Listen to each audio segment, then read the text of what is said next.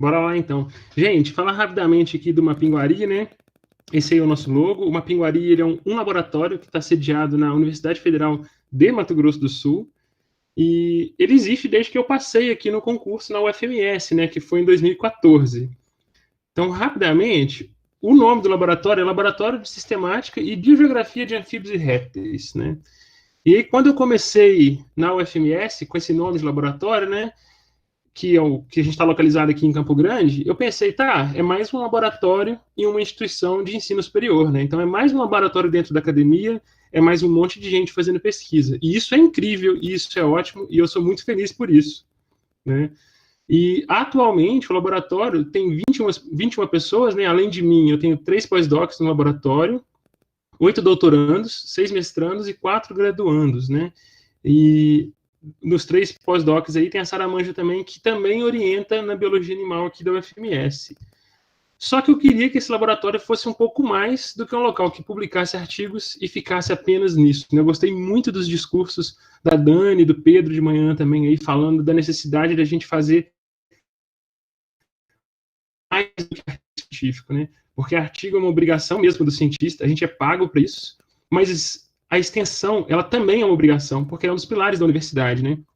Então, quando eu comecei no Mapinguari, eu já tinha um site que colocava os meus artigos, aí eu transformei esse site no site do laboratório, quem quiser visitar tá aí. Só que é um site que está todo em inglês, é basicamente para subir os meus artigos, é um repositório dos artigos do laboratório. E aí eu converso muito com os meus alunos, seus tios, amigos, parentes, eles entendem o que você faz, a ciência que você faz, né? Então, se eu falar para alguém, eu trabalho com processos evolutivos vicariantes em esquamatas nas florestas estacionais deciduais da América do Sul. Até perdi o ar aqui, né? Vou ter que beber uma água. Gente, se eu falar isso aí para minha tia, ela vai ficar Nazaré Tedesco ali fazendo os cálculos e não vai entender nada. E eu falei assim, bom, eu não sou uma pessoa tão velha assim, e eu tô cheio de aluno aqui, e eles começaram a, assim, Diego, vamos falar mais do que a gente faz aqui, né? E o nome que eu tinha do laboratório antes, eu não achava que vendia, né? Laboratório de herpetologia, laboratório de não sei o quê. Todo laboratório tem um nome. Eu falei assim, não, vou pensar numa outra coisa. E aí tem uma lenda amazônica, que é uma pinguari. Quem quiser saber sobre o porquê que o laboratório tem esse nome, eu não vou repetir aqui.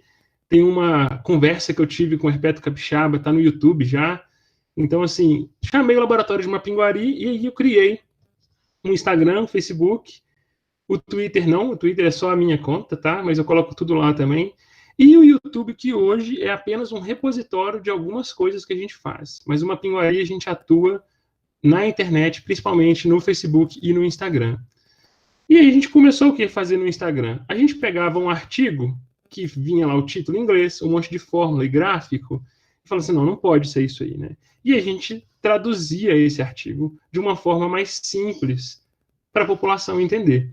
Né? Então a gente colocava uma figura, ou a gente pegava um artigo maior, assim, que precisava de um resumo diferente, e a Carol, que é minha aluna, inclusive, né, ela preparou um vídeo, ela fez, tá no YouTube.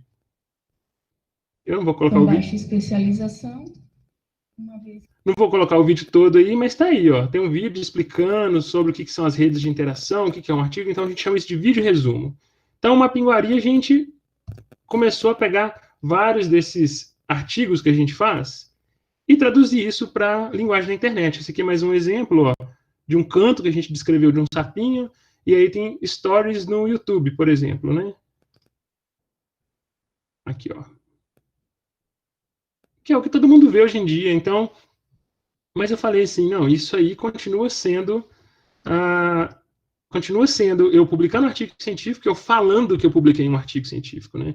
Por mais que eu consiga resumir, esse resumo continua sendo para dentro da academia, né? Então, assim, a gente precisava fazer um pouco a mais que isso aí.